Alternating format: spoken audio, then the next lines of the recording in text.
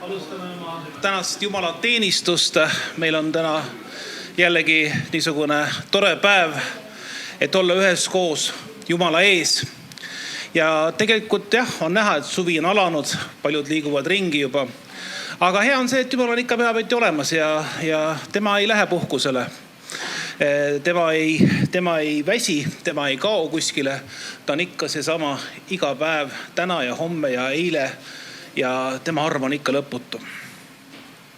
Me alustame täna siis palvega ja siis hetkel siis on meil täna Juuri piiblilugeja. Juuri kappab siia poole praegu ja siis ta saab lugeda piiblit.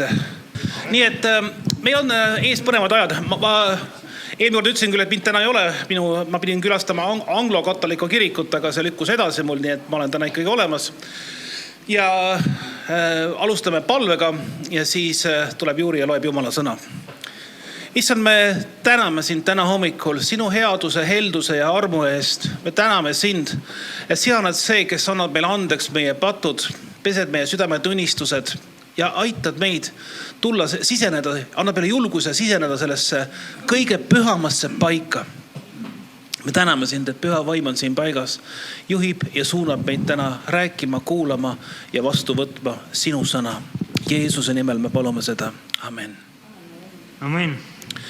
Meil on ees veel mitmeid põnevad sündmusi, enne kui Juuri seal ennast valmis paneb. Et nagu öeldud, siis järgmisel laupäeval tahaksime me teha talgupäeva Tõdval ja oleks tore, kui meil oleks mehi ja naisi, kes tahavad kaasa lüüa.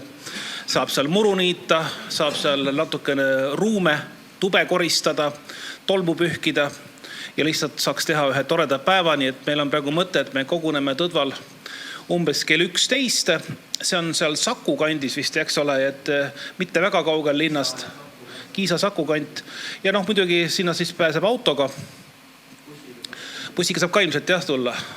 Aga kui kellelgi on ikka transporti vaja, siis küllap me leiame inimesi, kes sõidutavad ja kaasa võtavad. Nii et järgmisel laupäeval on meil Tõdva talgud ja pühapäeval siis ikka kohtume kell 11 siin Jumala teenistusel. Aga Juuri, palun. Tere, armas kogudus. Loeme esimese korintlasena 14, esimest kuni 21 peatüki. See on natukese pika, aga minu meelest see on väga õpetlik. Taotlege armastust ja olge innukad nõudma vaimu ande, eriti prohvetlikku kõnelemist. Sest kes räägib keeli ja räägi inimestele, vaid Jumalale, sest keegi ei mõista teda. Ta räägib vaimu ajal ja ju saladusi. Aga kes prohvetlikku kõneleb, see kõneleb inimesele, nende ehitamiseks ja julgustamiseks ja lootamiseks. Kes keeli räägib, ehitab iseennast. Prohvetlikult kõneleja ehitab aga kogudust. Ma tahaksin, et te kõik räägiksite keeli, aga veel enam, et te kõneleksite prohvetlikult. Sest kes kõneleb prohvetlikult, on suurem keelte räägijast. Olgu siis, et ta ise need ka tõlgendab. Et see ehitaks kogudust. Nüüd aga vennad ja õed ka. Kui ma tuleksin teie juurde ja räägiksin keeli, mis kasu ma teile tooksin? Kui ma teile ei räägiks kas või ilmutuse või tunnetuse alusel või prohvetliku sõna õpetus. Nende on ka hingetud pildidega. Olgu vile või keelpill, kui nende hiiled ei erineks, kuidas siis saaks aru, mis puutud vilet või mängutud keelpill. Sest kui paasun teeks ebaselget häält, kes siis hakkaks valmistama sõjaks? Nendega teie, kui te keel kasutades ei anna selge tähendusega sõnu, kuidas siis võib mõista, mida te räägiksite? räägitakse. Te räägite siis ju tunde. Nii palju, kui maailmas on keeli, ükski neist ei ole kõlatu.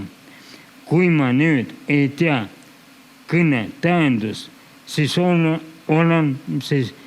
olen ma rääkida umbkeelne ja rääkija on minule umbkeelne.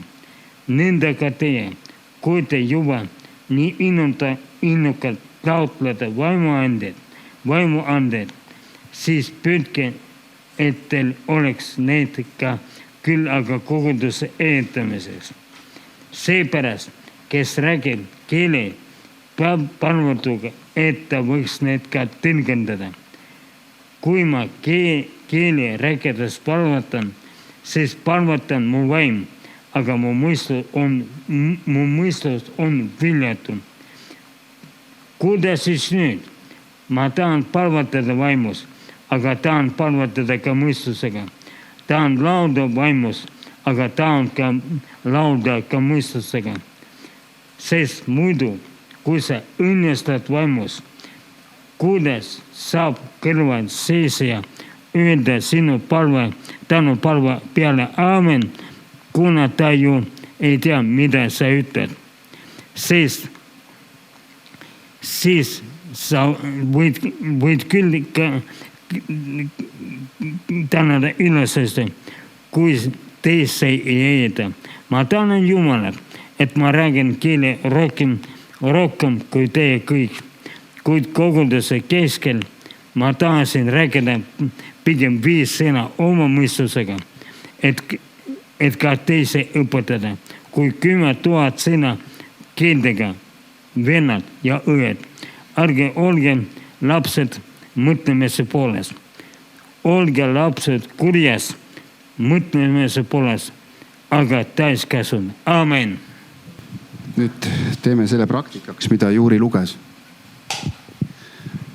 Me saame täna laulda armastusest, saame laulda vaimuandidest. Täpselt nagu ta luges, et meid ennast sisemiselt üles ehitatakse. Ja huvitav, need on need asjad, mis nagu meie inimloomusel iseenesest ei tule. Ei tule seda armastust iseenesest, vaid selle peale tuleb mõelda, lasta Jumalal seda enda sisse tulla. Ja lihtsalt kasutada seda nii-öelda seda torget, mida Jumal annab meile. Et tee nüüd seda, tee nüüd seda. Head 4 pühipäevi kõigile, jaa. See on ilus püha, kusjuures ma olen nii õnnelik, et me elame Uues Testamendis.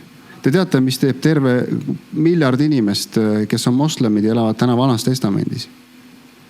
3 päeva jooksul, eile, üleeile ja täna nad ohverdavad loomi. Mu sõber Raivo elab praegu Pakistanis ja ta ütles, et see on nagu hull veresaun, mis seal toimub. Need, kes ei pea loomi, need peavad ostma need loomad.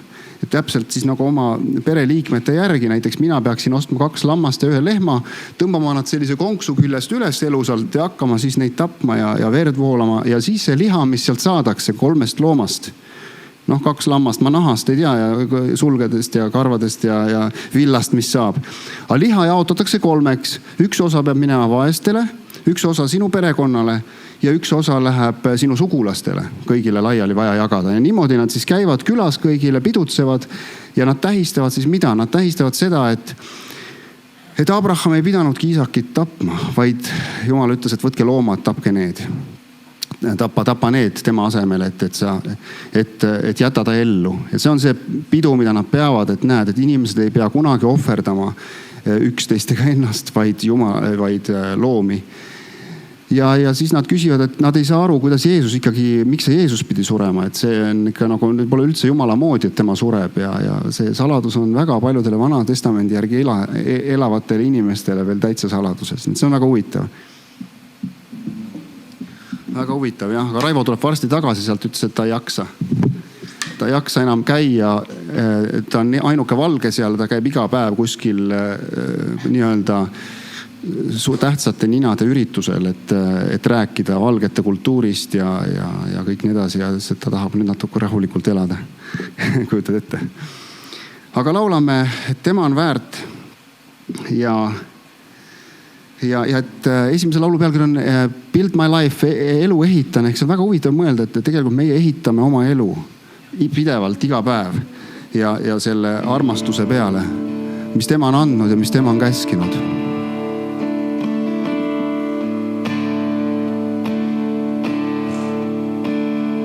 Viking FX, mute off.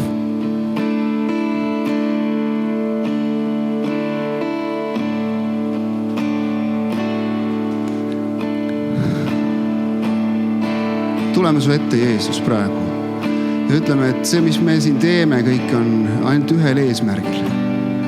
Et olla sinule nii lähedal, et kuulda sinu häält igas olukorras, igal päeval kõikide inimestega.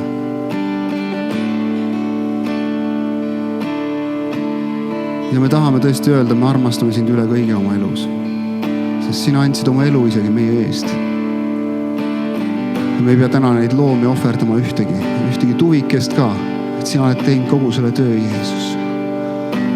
Kõige kallim veri, mis valati, on sinu veri, Jeesus.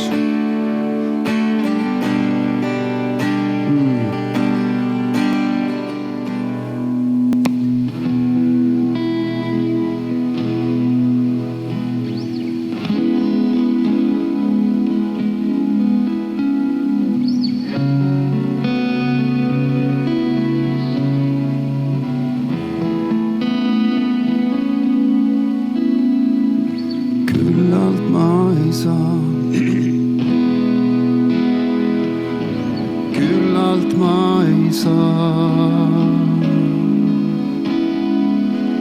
su kestvast armust ma. Küllalt ma ei saa. Me ülistame sind, Jeesus, selga pöörata ei saa. Selga pöörata ei saa. Olen kogenud su heldust ma. Selga pöörata ei saa. Ta veel küllalt selga. Küllalt me ei saa. Iial küllalt me ei saa. Su kestvast armust ma. Küllalt ma ei saa. Tahan olla sinu juures ma. Tahan olla su südame lähedal. Pole teist kui Jeesus sa. Pole teist kui Jeesus sa. Tahan olla sinu juures ma. Tahan olla su südame lähedal. Pole teist kui Jeesus sa. Mitte kedagi teist nii suurt. Pole teist kui Jeesus sa. Küllalt ma ei saa. Sulle, Jeesus, küllalt ma ei saa. Su kestvast armust ma. Küllalt ma ei saa.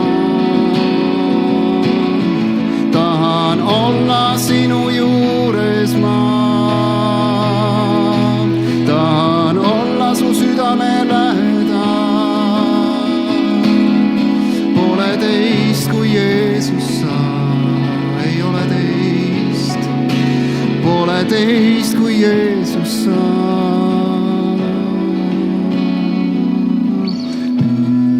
Püha, püha, laulan püha, püha, püha, püha, Jeesus sind armastab. Püha, püha, püha, püha, oled püha, püha, Jeesus sind armastab, Jeesus sind armastab, laulan veel seda. Sind ülistame, Jeesus,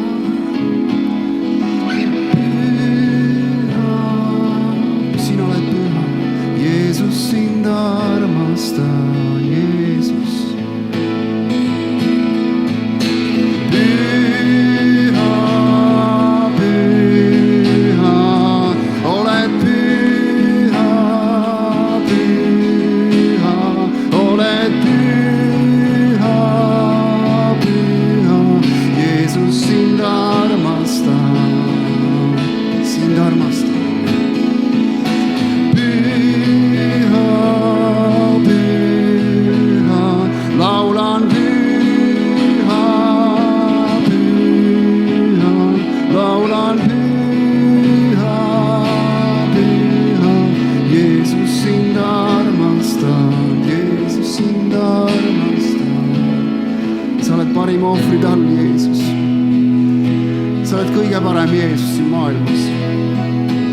Ükski teine tunne ei ole nii hea kui sina, Jeesus. Ükski teine teadmine ei ole nii hea kui sina, Jeesus.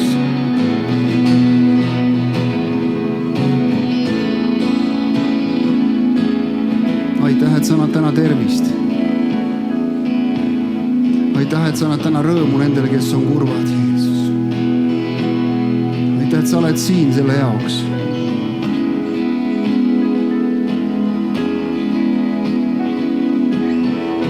Aitäh, Jeesus, kõige eest. Isegi raskuste eest täname sind.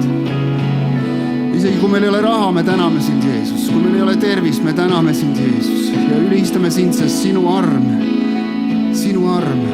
on see, mida me kõige rohkem vajame.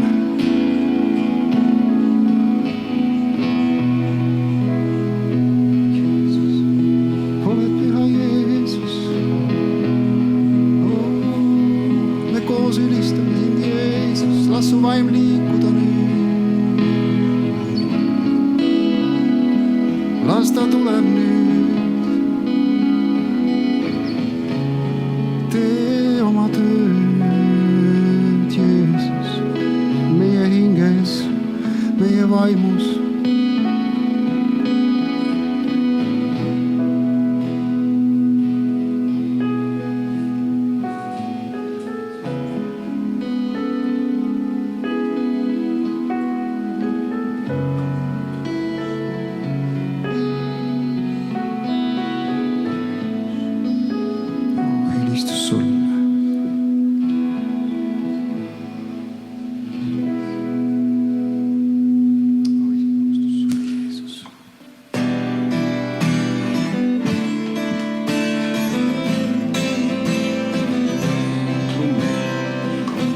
Siin tunneme trummist puud.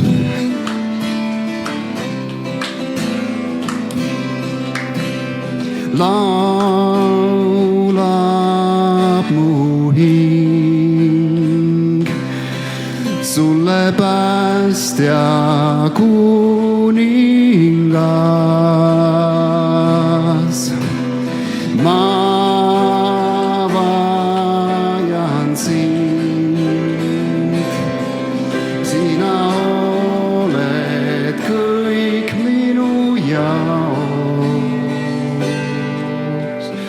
Sind armastan rohkem veel kui miskit muud. Sulle elan ma, Jeesus, oled mulle kõik. Vaid sind tahan ma, vaid sind vajan ma, vaid sind tahan ma, sulle siin ilmas elan ma. Vaid sind tahan ma, vaid sind vajan ma, vaid sind tahan ma, sulle siin ilmas elan ma. Laulab mu hing sulle päästja kuningas. Ma vajan sind igal päeval, Jeesus. Sina oled mulle kõik, sind armastan. Sind armastan rohkem veel kui miskit muud. Sulle elan ma, Jeesus, oled mulle kõik. Vaid sind tahan ma, vaid sind vajan ma, vaid sind tahan ma, sulle siin ilmas elan ma. vaid sind tahan ma, vaid sind vajan ma, vaid sind tahan ma, sulle siin ilmas elan ma. Vaid sind tahan ma, vaid sind vajan ma, vaid sind tahan ma, sulle siin ilmas elan ma. Kõik koos sind tahan ma, Jeesus, vaid sind vajan ma, vaid sind tahan ma, sulle siin ilmas elan ma. Vaid sulle siin ilmas elan ma, vaid sulle siin ilmas elan ma.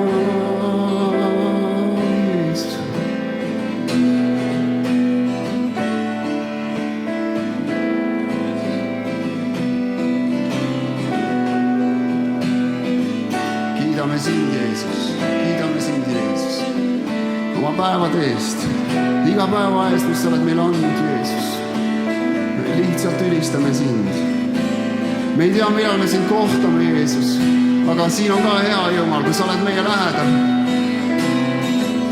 Vaid sind tahan ma, vaid sind vajan ma, vaid sind tahan ma, sulle siin ilmas elan ma. Vaid sind tahan ma, vaid sind vajan ma, vaid sind tahan ma, sulle siin ilmas elan ma.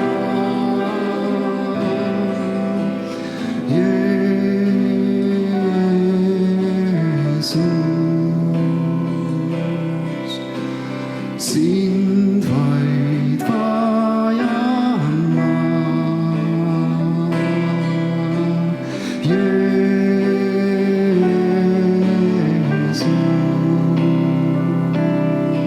Oled kõik mu jaoks, Jeesus.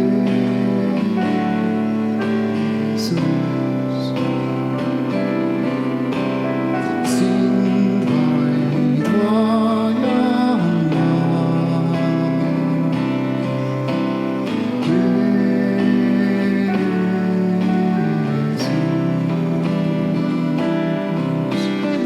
oled kõik mu jaoks, Jeesus, Jeesus.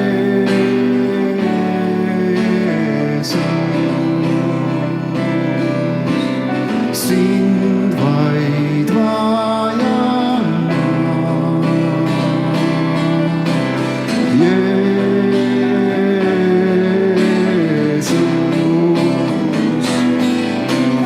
Oled kõik mu jaoks, vaid sind tahan ma, vaid sind vajan ma, vaid sind tahan ma, sulle siin ilmas elan ma.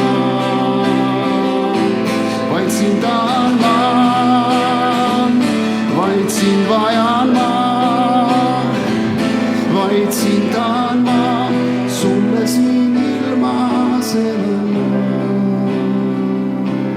Sulle siin ilmas, Jeesus.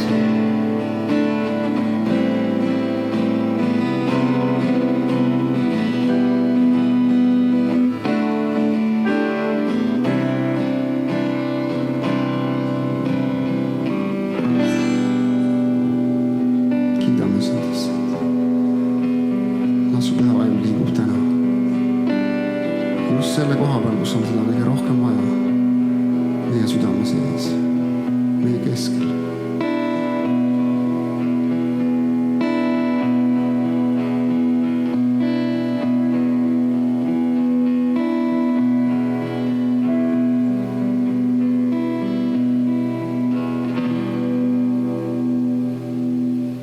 Ja amen, võtame istet. Jumal on hea. Tere, armas kogudus ka minu poolt. vist on kõik siin tuttavad näod, et aga ikka kõik ei ole. Minu nimi on Kaire Lottamõis ja ma olen selle koguduse liige. Ja täna siis ma räägin teile ühest perekonnast, õigemini ühest abielupaarist.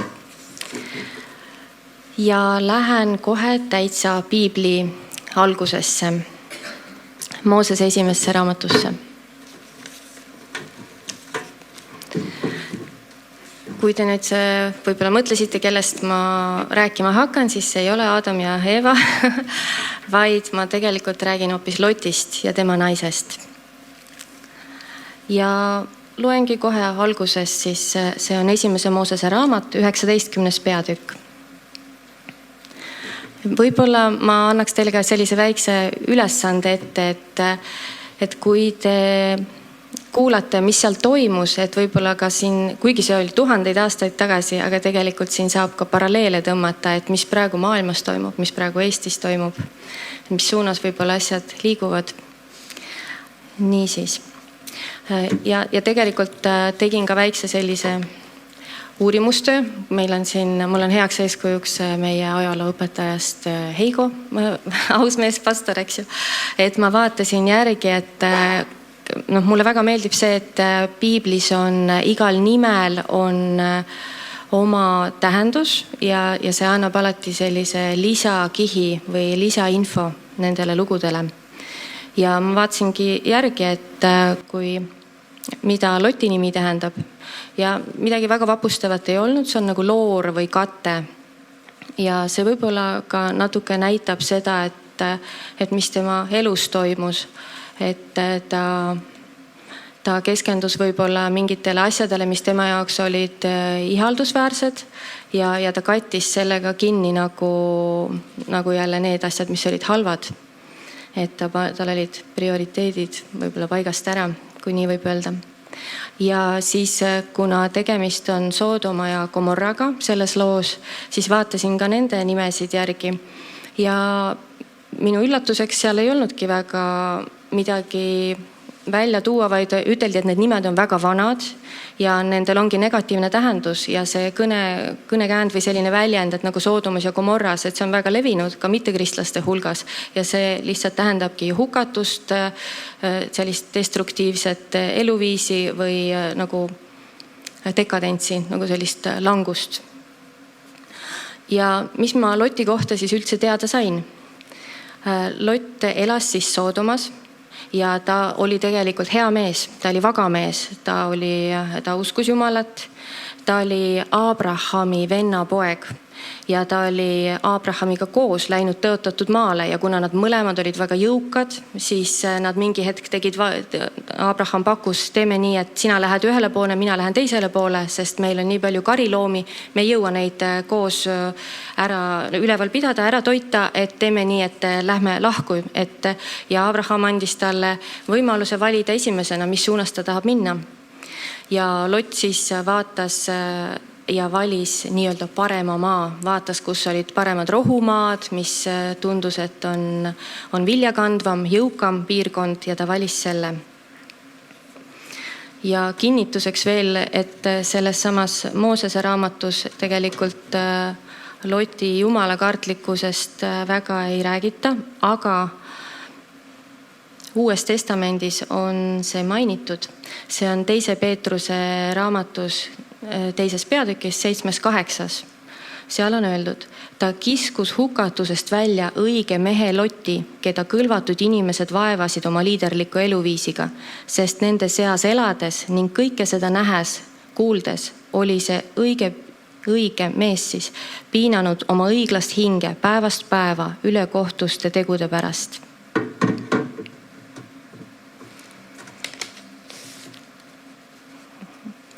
Et kuigi siis Lot oli valinud selle maa, ta otsustas seda selliste väliste märkide põhjal, et see on parem valik, siis ta tegelikult ei olnud seal õnnelik või rahul. Et Soodom ja Gomorra nad kuulusid kokku, siis see oli selline nagu viis linna, mis olid hästi jõukad, need linnad olid väga ilusad, rikkad ja neil oli oma liit ja tema siis elas ühes sellest linnas. ja tal oli naine, tal oli 2 tütart ja kuigi võiks mõelda, et ta teadis neid tõotusi, mis Abrahamile oli antud, ta teadis tõelist Jumalat, aga miski hoidis teda ikkagi selles kohas kinni. Võiks ju mõelda, et miks ta ei läinud sealt ära. Aga midagi oli siis tema jaoks atraktiivne, midagi oli tema jaoks olulisem. Ja võib-olla ka oli asi selles, et ta lihtsalt oligi natuke otsustusvõimetu lihtsalt. Et ta leppis lihtsalt nende halbade asjadega, pigistas silmad kinni, püüdis seal kuidagi ellu jääda ja lihtsalt selle nimel, mis tema jaoks oli siis positiivne, seesama rikkus, positsioon, tema staatus. Ja võin ka ühe näite tuua, et paar aastat tagasi tehti näiteks Ameerikas üks küsitlus ja küsiti inimestelt samamoodi, et mida nad kardavad siin elus kõige rohkem. Ja üks asi, mis väga tugevalt esile tõusis, oligi see, et nad kardavad, et nad jäävad ilma sellest elamistasemest, mis nad juba on saavutanud. Nad kartsid vaesust, nad kartsid mingi positsioonist ilma jäämist, mingist heast töökohast ilma jäämist.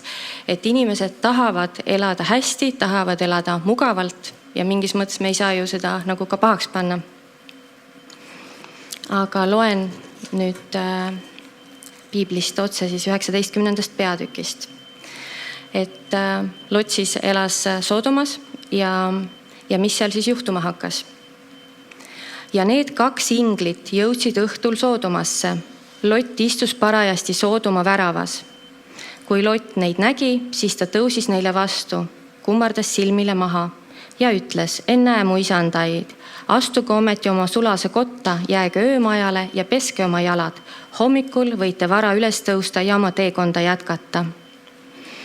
Ja juba see, et ta istus seal linna väravais, see oligi vanasti siis nagu, kus nagu erinevaid tülisid lahendati, kus kohtuotsuseid langetati, kus istusid nii-öelda kohalikud liidrid või juhid, kelle poole inimesed said pöörduda, et see näitas juba, et tal oli hea staatus.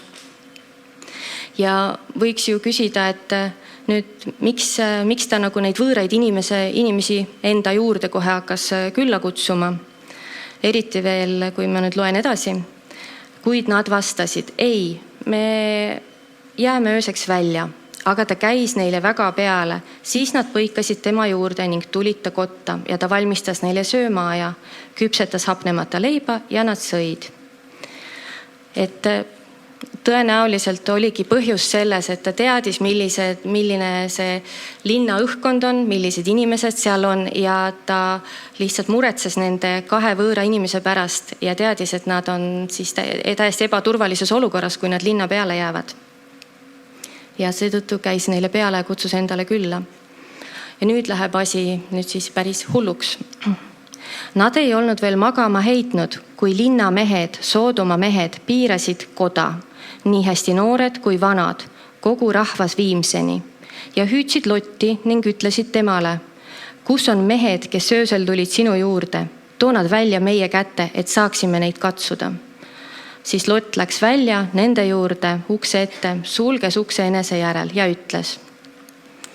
Et siin tuleb ka välja, et milline õhkkond või nii-öelda kultuur selles kohas valitses, et seal lokkas hästi selline siis,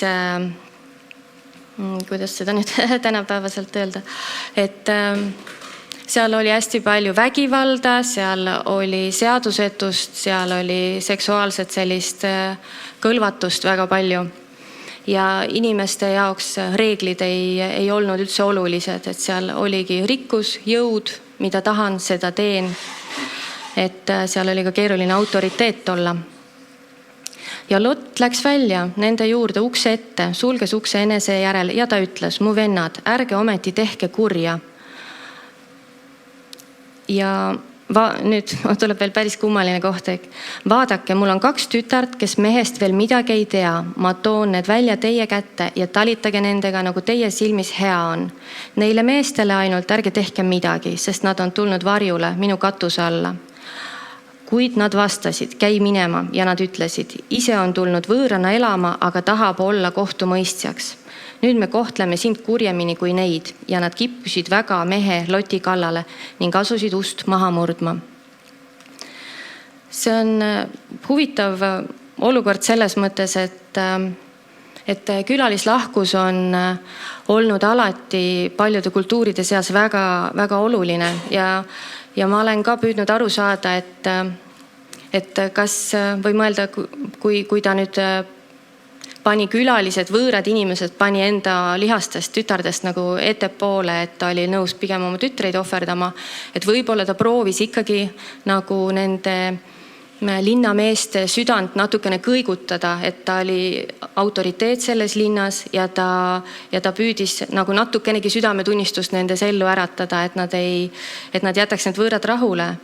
Ja samas mulle meenus ka veel külalislahkusega seoses selline üks film, mida mu mehele, Kuunole, temale meeldib väga vaadata selliseid sõjafilme, meeste värk nähtavasti. Ja üks hästi omapärane film oli, mida ta vaatas, see oli minu teada siis tõesti sündinud lugu, kus see oli kuskil moslemimaal, oli niiviisi, et Ameerika sõdur sai haavata, jäi enda tiimist maha ja ma ei tea, oli see Afganistan või mis iganes maa. Ja siis ta mingil määral jõudis siis põgeneda ja ta jõudis ühte külla, väiksesse külla ja seal üks vanem mees leidis ta, viis enda koju ja ravis, aitas teda. Aga need moslemid siis, kellega see USA sõdur oli seal sõdinud, nemad otsisid loomulikult ja nad lõpuks leidsid nagu said teada, kus ta on. Ja nad läksid sinna külla ja nõudsid, et andke see mees meie kätte, et see on meie vaenlane. Ja see küla oli moslemi usulised. Need, kes siis sõdisid nende ameeriklastega, olid moslemi usulised. See küla minu teada oli siis ise niuke rahulik või vaikne, nemad nagu sõjast osa ei võtnud. Ja selle filmi sisu oligi see, et see küla ei andnud seda meest välja. Et nad austasid seda, et ta on meie külaline, see on meie kommete, meie väärtuste vastane ja nad hakkasid omavahel sõdima. Ja see ameeriklane pääses hiljem lõpuks ka kodumaale, aga mingis mõttes see näitab ka seda, kui oluline see külalislahkus võib kuskil kultuuris tegelikult olla, et seda pigem sa ohverdad ennast või oma perekonna lausa selle nimel. Et aga see on auasi, et inimene, kes on tulnud sinu katuse alla, et sa kaitsed teda, et sina vastutad tema eest. Niisiis, aga ja siin juhtub siis selline asi juhtus, mis juhtubki nende inimestega, kes on patuga väga tugevalt seotud. Nad ise ei näe seda, et nad on patused, need linnamehed siis. Nemad ei arvanud, et nemad teevad midagi valesti, aga kui ma arvan, et teil igal ühel on ka selline kogemus enda elus olnud, et kui sa lähed korrigeerima kedagi, kes käitub valesti, ülekohtuselt, teeb pattu, ega ta ei ole rõõmus selle üle, ta pigem hakkab sind ka veel ründama. Ja siin juhtus Lotiga siis samasugune asi. Nii, aga loen edasi. Meie Jumal on jälle imeline Jumal ja ta tuli appi Lotile. Nii, et need mehed, need inglid siis, need 2 inglit, keda Lott oli vastu võtnud, kes olid tema majas, nemad sirutasid käed välja ja tõmbasid Loti eneste juurde kotta ja sulgesid ukse. Aga mehi, kes koja ukse taga olid, lõid nad pimestusega, nii hästi väikesi kui suuri, nõnda, et need väsisid ust otsimast. Ja. Mis siis edasi sai? Ja need mehed, siis inglid, ütlesid Lotile, kas sul on veel keegi siin? Oma väimehed, pojad ja tütred, kõik, kes sul siin linnas on, viisid paigast ära, sest me hävitame selle paiga, kuna hädakisa nende pärast on Jehova ees suur. Ja Jehova on meid läkitanud seda hävitama. Siis Lott läks välja ja kõneles oma väimeestega, kes pidid võtma ta tütred, ning ütles, tõuske, minge siit paigast ära, sest Jehova hävitab selle linna. Aga oma väimeeste silmis ta heitis nalja. Eks me kõik oleme ka kuulnud palju selliseid lugusid, no nüüd kohe tuleb maailma lõpp, pane oma asjad korda või võta midagi ette ja siis mõtled, et ma olen seda ikka vähemalt 10 kordi juba kuulnud, et kus mul kiiret või kas neid selliseid sõnumeid tasub tõsiselt võtta. Ja need väimehed ei tulnud kaasa, aga kui hakkas koitma, kiirustasid inglid Lotti üteldes, tõuse, võta oma naine ja 2 tütart, kes siin on, et sa ei hukuks linna süü pärast.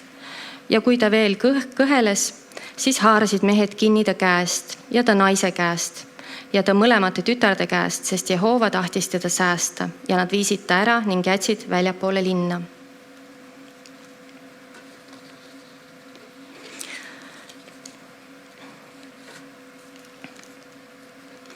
Ja neid välja viies nad ütlesid, päästa oma hing, ära vaata selja taha ja ära peata mitte kuskil ümbruskonnas, põgene mägestiku, et sa ei hukkuks. Ja Lott vastas neile, muidugi mitte, mu issand, vaata, mu sulane on küll sinu silmis armu leidnud ja suur on su heldus, mida mulle oled osutanud, jättes mu hinge elama, aga ma ei suuda põgeneda mägestikku, et õnnetus mind ei tapaks ja ma ei sureks. Vaata, see linn taamal on nii ligidal, et sinna võiks põgeneda ja on pisitilluke. Kuidas ma ometi sinna pääseksin? Eks ole see ju pisitilluke. Siis võiks mu hing jääda elama. Ja ta vastas temale, vaata, ma võtan sind kuulda ka selles asjas, ega paiska segi linna, millest sa räägid. Tõtta, põgene sinna, sest ma ei või midagi teha enne, kui sa sinna oled jõudnud. Seepärast pandi sellele linnale nimeks Soar. Soar, see tähendab siis väikest. Ja tegelikult kurb tõsiasi on see, et see Soar oli üks nendest 5 linnast, mis oli liidus Soodoma ja Gomorraga. Ja see näitab jälle see lugu või need valikud, et Jumal on tegelikult, ta ei ole jäik, ta on valmis vastu tulema, ta on valmis sind kuulama, ta on valmis oma kohtuotsust ka muutma.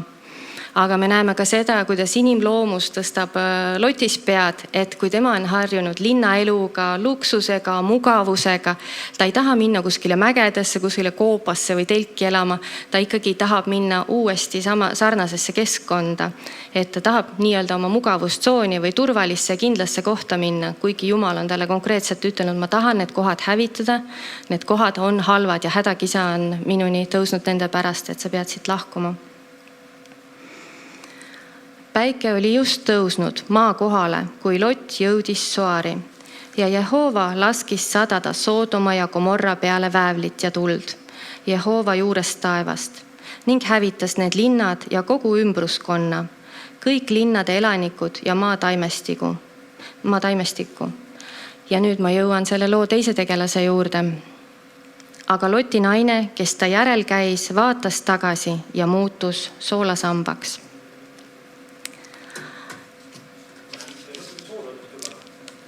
Ja. Ja mida see lugu meile siis tahab tegelikult öelda? Et Lott pidas vastu, tema ei vaadanud tagasi. Aga selle naise jaoks oligi niiviisi, et proovisin ka uurida Loti naise kohta, et mis tema nimi näiteks on. Tuli kuskilt teistest allikatest, et oli 2 varianti, mis ta nimed võivad olla, aga seda samas pole siin mainitud. Nii et ju see siis ei ole nii oluline. Aga tema oli piisavalt mõjutatud sellest keskkonnast ja tema moraalne kompass oli katki läinud. Ja see on ka Loti naine, tema on sümboliks sellest, et kui me kaotame oma moraalse kompassi, kompass näitab meile teed ja moraalse kompassi annab meile ainult Jumal. Ilma Jumalata meil ei saa seda kompassi olla. Muidu, sest et te kõik olete kindlasti kuulnud ka sellist väljendit, see on suhteline, õige ja vale või hea ja halb, see on suhteline. Et Jumalal on need asjad päris selged. Ja kui sul ei ole seda Jumala antud kompassi, kui sa ei juhindu Jumala sõnast ja Jumala vaimu juhtimisest, siis sa lihtsalt lähedki kraavi, sa lähedki vales suunas, sa lähed hukatusse.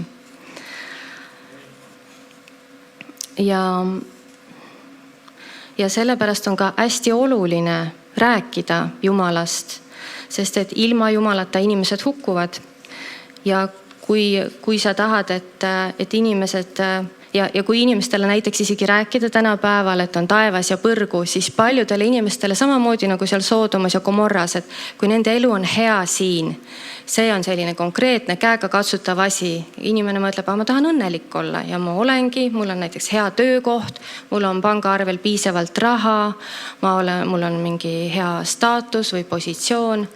Ja siis ta mõtleb, taevas, see on selline abstraktne, kas see ikkagi on üldse olemas ja mis seal on ja kas seal ikkagi on kõik nii hea, et miks ma peaks üldse nagu nii-öelda sellele panustama või see peaks minu jaoks oluline olema. Ma naudin praegu seda elu, mis mul on. Ja sellepärast tegelikult meie kristlastena oleme ikkagi kutsutud rääkima nendele, et ei ole sellist halli või neutraalset ala, vaid meie asi on rääkida inimestele tõtt ja selgitada, et nad ei saagi muud moodi pääseda kui ainult Jumala kaudu.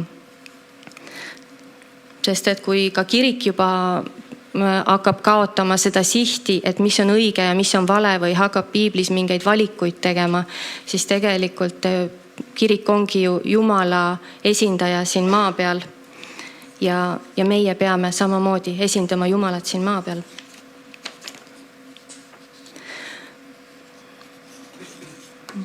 Aga kommenteerin veel korraks siis Loti naise käitumist. Kui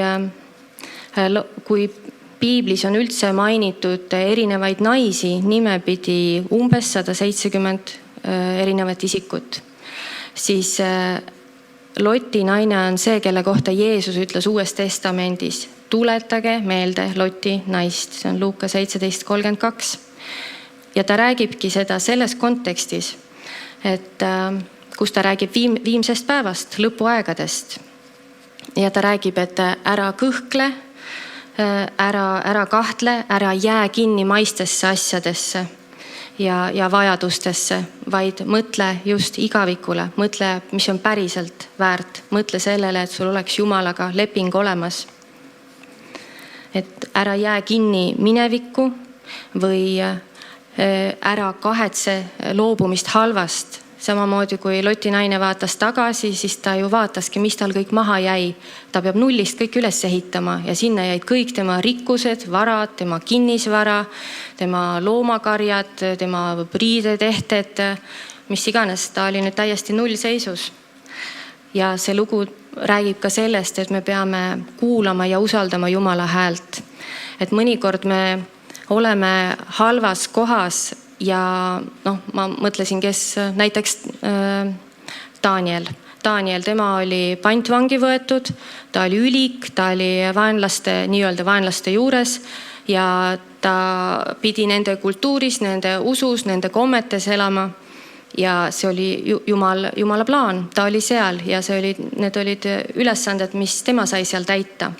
Aga siin oli konkreetselt see olukord, kus Jumal ütles Lotile ja tema naisele, minge siit ära, see on halb koht, te ei pea siin kannatama, te ei pea siin olema. Ja see on ka üks oluline märk, et me peame kuulama ja usaldama, kui Jumal ütleb, et mine siit ära. Et ma tahan lihtsalt tuua võrdusmärgi, et alati, kui sul on halb või raske, see ei tähenda kohe, nüüd ma pean siit ära minema. et see on tarkus kuulata Jumalat, et võib-olla sul on oma ülesanne selles kohas. Ja edasi liikumine. See, et Loti naine jäi seisma ja ta vaatas tagasi, muutus soolasambaks. Ta tegelikult ei liikunud edasi, ta jäi vanadesse asjadesse kinni. Et ta füüsiline keha oli päästetud, ta oli sellest linnast eemale läinud, aga tema süda, tema emotsioonid olid ikkagi seotud, ta ikkagi igatses neid vanu asju, ta ikkagi vaatas sinnapoole ja see on oluline, et meie samamoodi ütleksime lahti mingitest vanadest asjadest, mis mõnikord tulevad meelde, hakkavad kummitama, tahavad tegelikult sinuga vaimset kasvu seisma panna või sind pidurdada. See on näiteks selline väljend, nagu, et anna oma koorem enda pealt ära või see on nagu ankur sul jala küljes või nagu kivi lohiseb sul järgi. Et Jumal kutsub üles, et need, mis on halvad ja vanad asjad, anna need ära üldse vaata ka nende poole, sest Jumalal on sinu jaoks midagi paremat varuks. Ta tahab, et sa liiguksid edasi, sest et muidu sa tardud. Ja see ongi selline hoiatuslugu meie jaoks, et me ei õpiksime Loti naisest, et me ei teeks samamoodi, et me ei hoiaks nii-öelda ühte kätt nagu Jumala käes ja teist siis kuskil maailmas, vaid me teeksime selle valiku täielikult olla Jumala omad ja kuulata Jumala juhtimist ja mitte kahelda. et kui sa tead, et Jumal sulle seda ütles, siis ära kahtle ja ära kõhkle. Jumal kutsub sind eemale ainult halbadest asjadest, ta ei taha sinult midagi head ära võtta. Niisiis, aga nüüd mul on üks väike mõte selle teemaga seoses. Et ma paluksin, et Kristin ja Jaanika jagaks pabereid ja pastakaid teile. Ja kes ei soovi paberit pastakat, võib võtta ka mobiili ja kirja panna. Ma loen teile ette 5 küsimust. Ja lihtsalt teeme väikse sellise eneseanalüüsi, et vaatame, kas meil on ka mingisugune Sodom või Gomorra, mis meid kipub mõnikord kummitama või äkki, et kuidas me käitume, et meil ei oleks seda ohtu soolasambaks muutuda või jääda nii, et me võib-olla ise ei pane seda tähelegi. Sest et kui meie väärtused põhinevad ainult välisel, siis kui meie jaoks on oluline teiste inimeste arvamus või mingi meie positsioon, siis me võime teha halvad otsused. Et see takistab meid tegemast eluterveid ja õigeid otsuseid. Et meil peab olema ka julgust ja otsusekindlust kuskil tõmmata joon. Sest et see on kiusatus igaühe meie jaoks, et minevik võib olla meie jaoks tuttav, aga see ei tähenda, et see on koht, kuhu sa kuulud ja seepärast ära jää kinni mingitesse halbadesse asjadesse, anna nad käest ära. Ja see paberi peal võib-olla väga palju, sõltub kui suur su käekiri nüüd on, aga 5 küsimust peaks sinna siis ära mahtuma ja 5 vastust. Üks moment. Niisiis, harjutuse nimi on Minu Soodoma. Ja mõtle natukene mõnele olukorrale või harjumusele või suhtemustrile, et millest sa tead, et see ei ole sinu jaoks hea. Aga isegi kui sa oled sellega harjunud ja see on tuttav ja nii-öelda turvaline ja panegi siis see number 1 asi kirja, mis on minu Soodoma, mis on see halb asi, mis mu elus on, figureerib. Aga see ei ole sulle hea.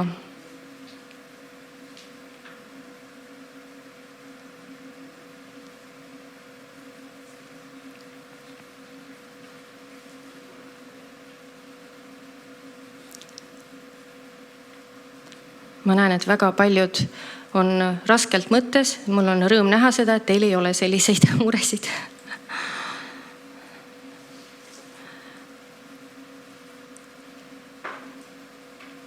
Nii et esimene küsimus oli, mis on minu Soodoma? Mingi olukord, harjumus, mingi mõtlemine, mõtlemise laad võib-olla, mis tegelikult mõjub sulle halvasti. Teine küsimus. Pane kirja, et miks sa sellest kinni hoiad.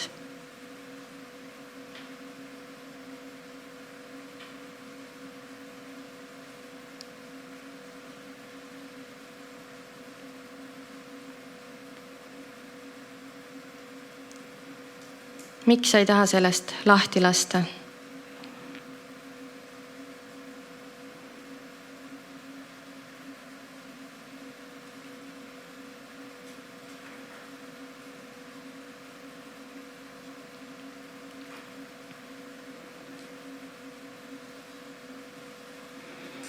Ja 3. küsimus.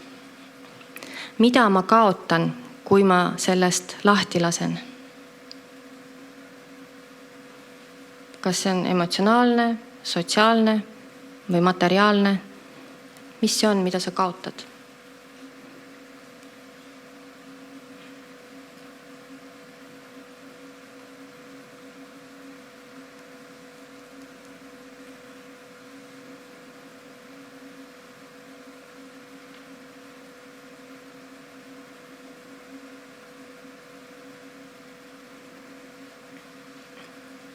Ja 4. küsimus, mida ma võidan, kui ma lahti lasen? Mis siis juhtub, kui sa tõesti lähed edasi ja ei vaata tagasi?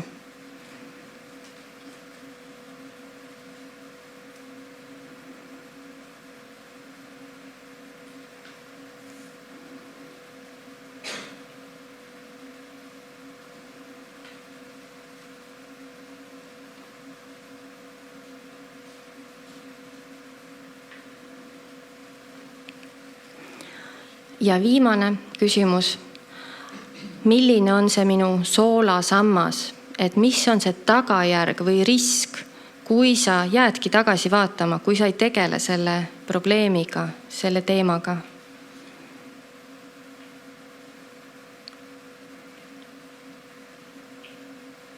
Kas see takistab sul kuidagi vaimselt kasvada või terveneda või areneda?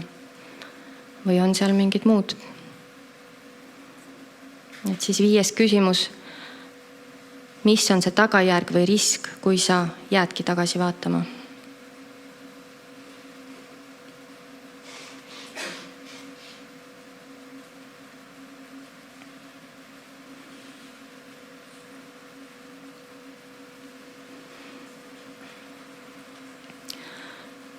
Ja ma loodan, et see väike selline mõtteharjutus või ülesanne andis sulle ka ehk sellise väikse tõuke. See asi Jumalale üle anda, selle asjaga tegeleda. Ja kui te lubate, siis ma lõpetaksingi nüüd oma sõnumi palvega.